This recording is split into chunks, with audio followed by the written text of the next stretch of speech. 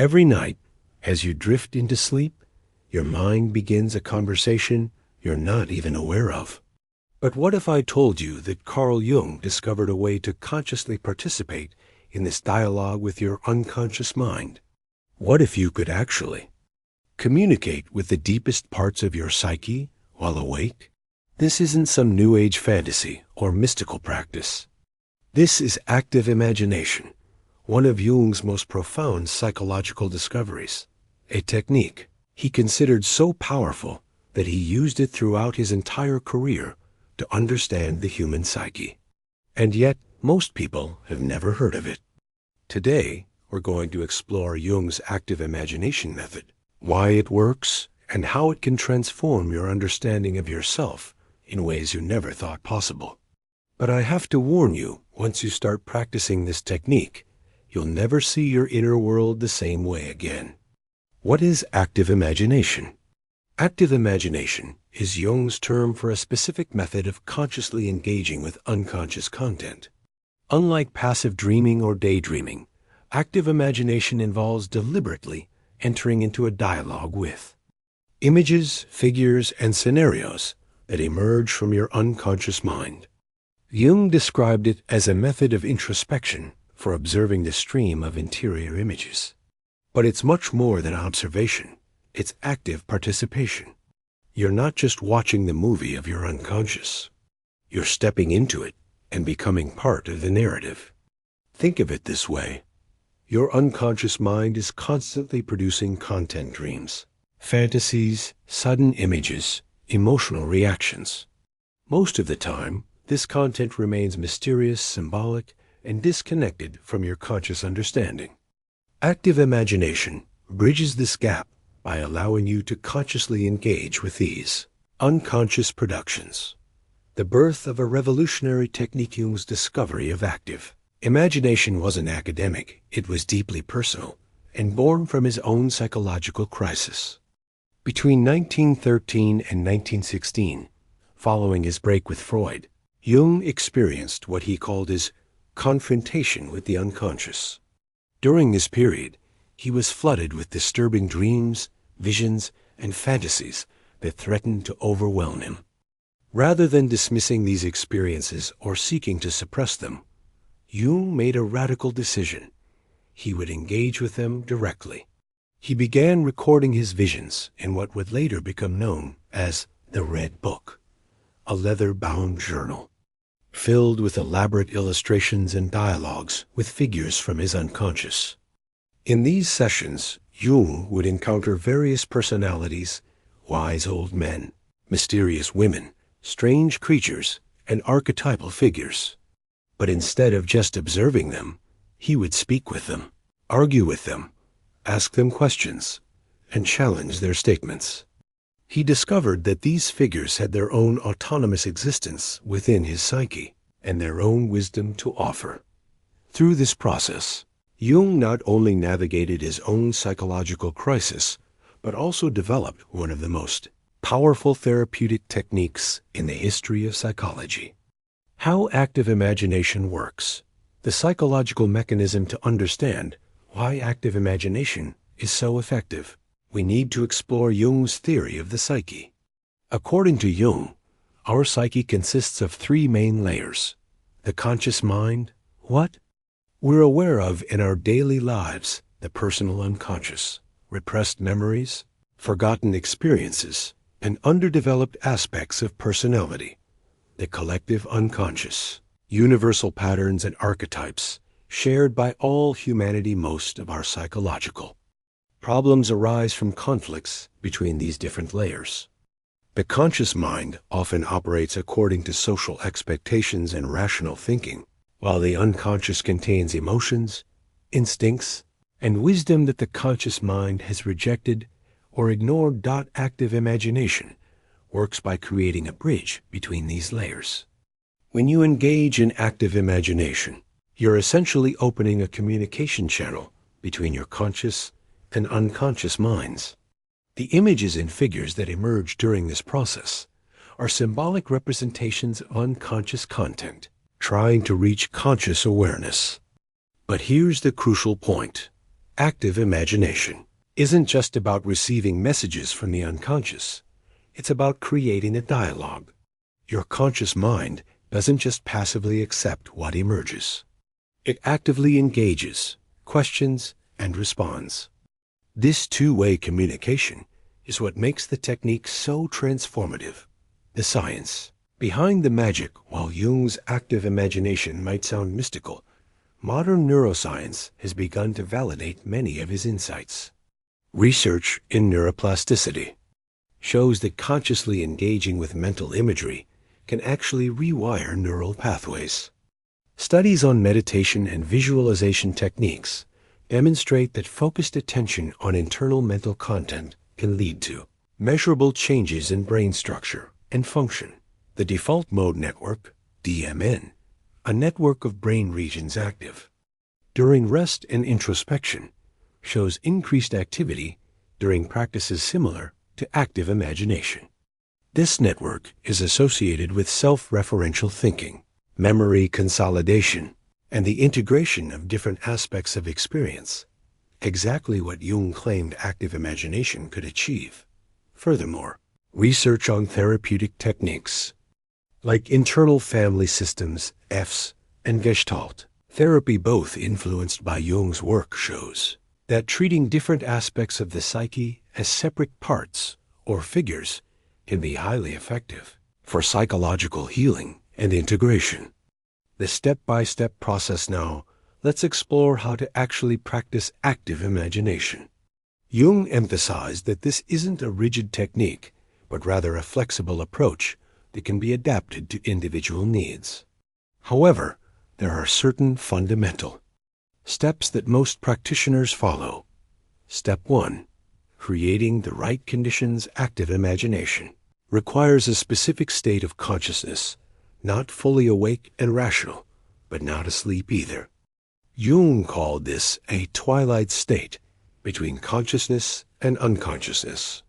To achieve this state, find a quiet, comfortable space where you won't be disturbed, or lie down in a relaxed position. Close your eyes and focus on your breathing. Allow your mind to settle without forcing any particular thoughts.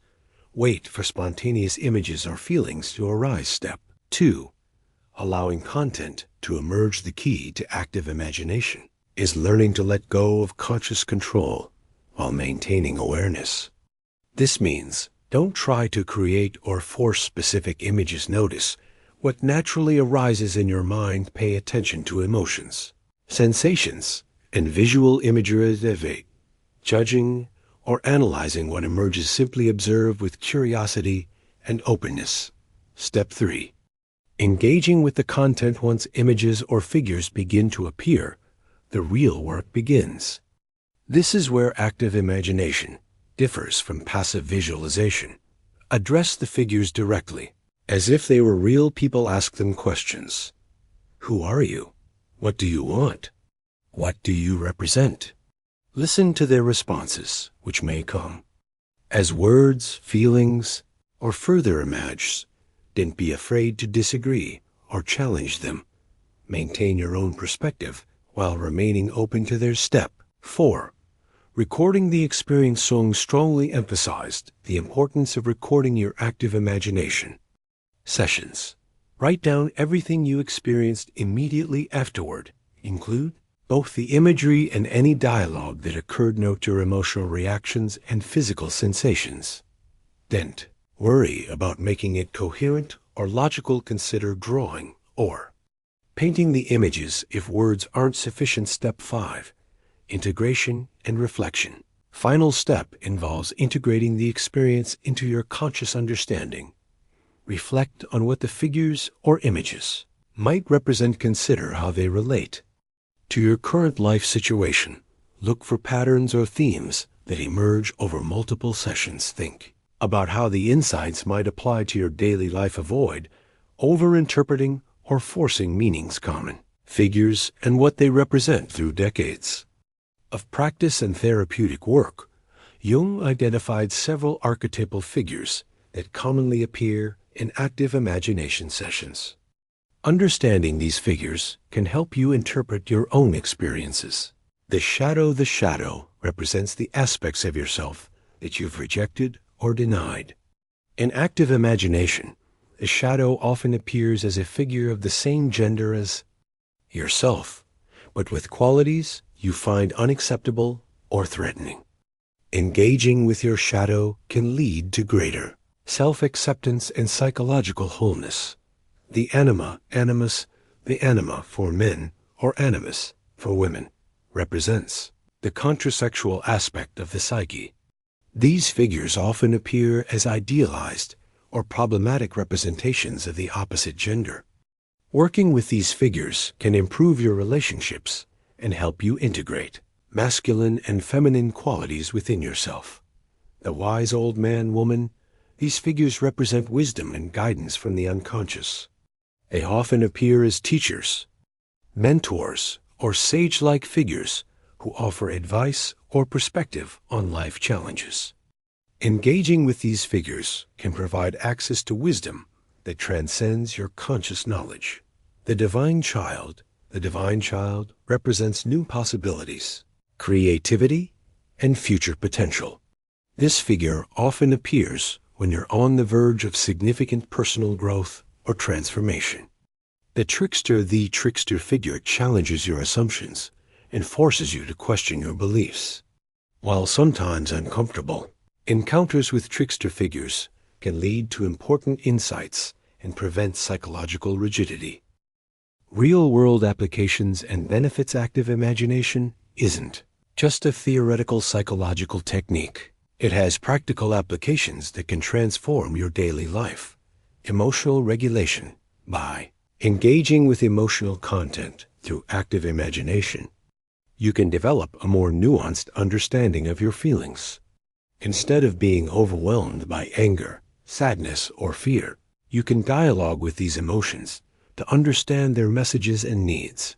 Creative problem-solving. Many artists, writers, and innovators have used techniques similar to active imagination to access creative insights. By engaging with the unconscious, you can tap into sources of creativity that aren't accessible through rational thinking alone. Relationship improvement. Active imagination can help you understand your relationship patterns by revealing unconscious projections and expectations. By dialoguing with internal figures that represent important people in your life, you can gain insights into your relational dynamics. Trauma integration. For individuals dealing with trauma, active imagination can provide a safe way to process difficult experiences. By engaging with traumatic content symbolically, you can begin to integrate these experiences without being re-traumatized. Personal growth. Perhaps most importantly, active imagination facilitates what Jung called individuation, the process of becoming a more complete and authentic version of yourself. By integrating unconscious content, you can move beyond the limitations of your conscious self-concept. Potential challenges and warnings. While active imagination can be incredibly beneficial, it's important to understand potential challenges. Overwhelming content. Sometimes, active imagination can produce disturbing or overwhelming material. If you find yourself consistently encountering frightening or destructive imagery, it may be wise to work with a qualified Jungian therapist. Inflation. There's a risk of becoming inflated by the content that emerges believing that you have special powers or insights. Remember that active imagination is a tool for psychological development, not a source of supernatural abilities. Avoidance of reality. While active imagination can provide valuable insights, it shouldn't become a substitute for dealing with real-world challenges. Balance inner work with practical action in your external life. Misinterpretation. Not every image or figure that emerges has deep significance. Learn to distinguish between meaningful symbolic content and random mental noise. Modern adaptations and variations. While Jung developed active imagination in the early 20th century, the technique has evolved and been adapted by various therapeutic approaches. Guided imagery. Many therapists use guided imagery techniques that incorporate elements of active imagination. helping clients engage with internal imagery in a structured way. Internal family systems, IFS therapy, developed by Richard Schwartz, uses concepts similar to active imagination by helping clients dialogue with different parts of their personality. Gestalt, empty chair technique. This technique involves having conversations with imaginary figures or aspects of yourself.